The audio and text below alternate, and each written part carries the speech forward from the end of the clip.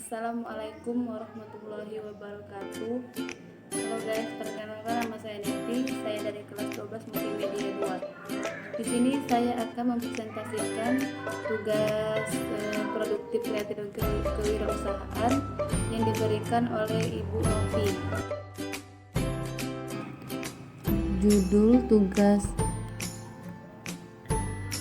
tugas kami akan kami presentasikan adalah peluang membuka usaha dan risiko membuka usaha.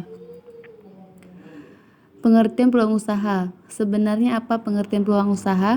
Saat ini kata peluang usaha cukup populer di Indonesia dan sering kita dengar setiap hari. Untuk mengetahui definisi peluang usaha lebih akurat, kita perlu mengetahui arti masing-masing kata tersebut. Kata peluang usaha terdiri dari dua kata, yaitu peluang yang artinya kesempatan dan usaha yang artinya upaya dengan berbagai daya untuk mencapai tujuan atau sesuatu yang diinginkan. Secara sederhana, pengertian peluang usaha adalah kesempatan yang dimiliki seseorang untuk mencapai tujuan atau keuntungan, uang, kekayaan dengan cara melakukan usaha yang bermanfaat berbagai sumber daya yang memiliki. Di sini terdapat ciri-ciri peluang usaha yang potensial. Ada banyak peluang usaha di sekitar kita, namun tidak semuanya punya potensi yang menguntungkan untuk jangka panjang. Berikut ini adalah beberapa ciri peluang usaha yang potensial, yaitu yang pertama, punya nilai jual, bukan sekedar ambisi tapi sifatnya real. Ketiga, bisa bertahan lama dan berkelanjutan, bukan bisnis musiman. Skala usaha bisa diperbesar, dan terakhir itu modal memulainya tidak terlalu besar.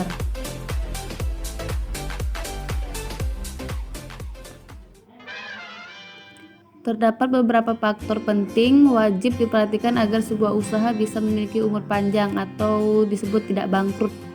Salah satu di antaranya adalah dengan melakukan serangkaian analisa seperti berikut. Analisa komprehensif. Yang pertama, dalam pengertian peluang usaha, analisa komprehensif sangat perlu. Analisa ini dilakukan secara menyeluruh, adapun tahapannya adalah sebagai berikut. 1. Kelayakan produk-produk harus dipastikan memenuhi standar pasar. 2. Kelayakan industri. Nilai seluruh tampilan produk, pahami juga kemungkinan lain seperti kompetitor yang siap menyalip produk Anda, baik ini pendatang baru atau yang sudah lama. 3. Kelayakan organisasi. Dalam hal ini Anda harus memikirkan hal-hal seperti keahlian manajemen, kompetensi, organisasi, dan mulai dari karyawan hingga manajer, dan juga apakah Anda punya sumber daya manusia yang cukup. Dan yang keempat, itu keuangan. Untuk menentukan peluang usaha yang pas, analisa keuangan tentu saja perlu. Seberapa banyak uang kas yang dibutuhkan? Kinerja keuangan seperti apa? Apakah dengan bisnis ini ada kemungkinan keuntungan bertambah? Nah, di sini terdapat badan usaha perorangan, yaitu ada kekurangan, ada kelebihan. Ada kekurangan dan kelebihannya. Kelebihannya itu yang pertama, kemudahan dan biaya yang rendah dalam pendirian usaha. Yang kedua, pemilikan perusahaan mendapatkan semua keuntungan. Yang ketiga, pemilik mengatur usahanya sendiri, relatif bebas dari aturan pemerintah, tidak adanya pajak khusus, dan kemudahan untuk menutup usaha. Tapi ada juga kekurangannya. Pemilik bertanggung jawab penuh atas hutang-hutang perusahaan, kesulitan dalam mendapatkan modal, keterbatasan keahlian manajerial, membutuhkan komitmen waktu yang besar dari pemilik, umur usaha tidak menentu atau unstable. Selanjutnya, kesulitan untuk menarik karyawan yang bermutu atau qualified. Pemilik menanggung semua kerugian usaha. Selanjutnya, itu kita akan membahas risiko membuka usaha.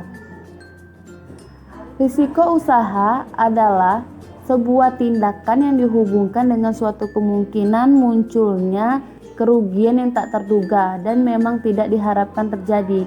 Kemungkinan munculnya risiko pada bisnis memang bisa muncul dari berbagai faktor seperti manajemen, sistem perusahaan, serta strategi yang kurang baik. Selain itu, risiko pada sebuah usaha juga muncul dikarenakan oleh faktor individu maupun karyawan. Macam risiko usaha atau macam-macam risiko usaha. Ada beberapa risiko usaha yang terjadi di dunia bisnis. Berikut merupakan penjelasan dari jenis risiko yang dialami. Yang pertama itu terdapat risiko pada perusahaan. Risiko pada perusahaan ini adalah keadaan pada perusahaan dan saham yang ada akan mengalami kerugian atau berdampak pada keadaan perusahaan. Itu risiko yang akan terjadi di dalam ruang lingkup usaha. Yang kedua itu keuangan.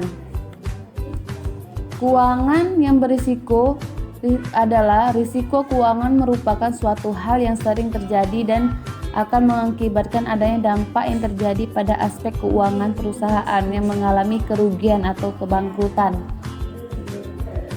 Adanya risiko pemodalan, sebuah penyebab dari kerugian likuiditas penjualan serta keuangan yang menjadi sebab modal usaha menurun drastis disebut risiko permodalan.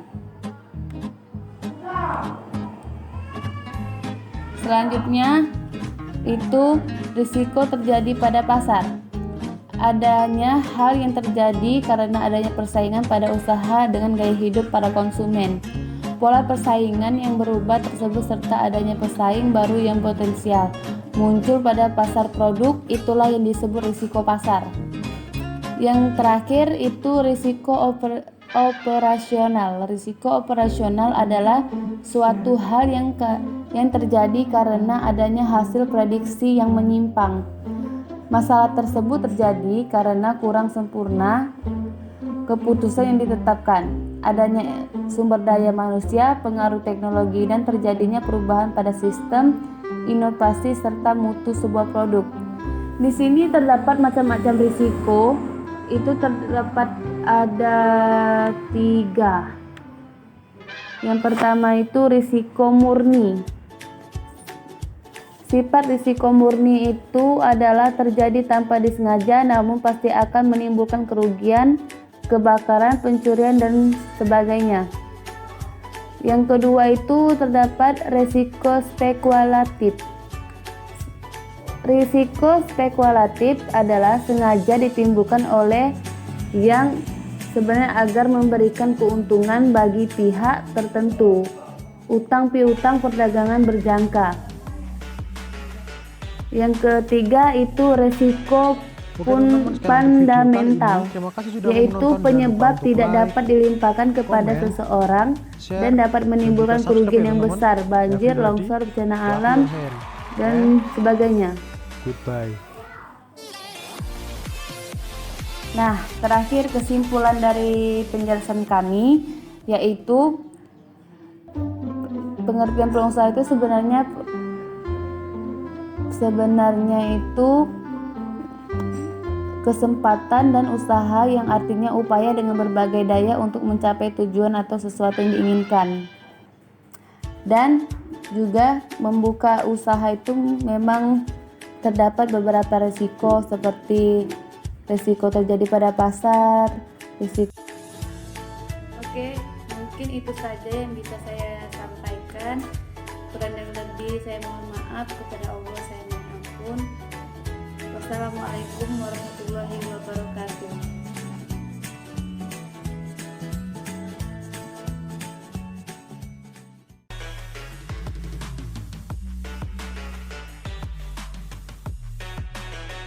Oke teman-teman, sekian untuk video kali ini. Terima kasih sudah mau menonton. Jangan lupa untuk like, komen, share, dan juga subscribe ya teman-teman. Everybody, clap your hand.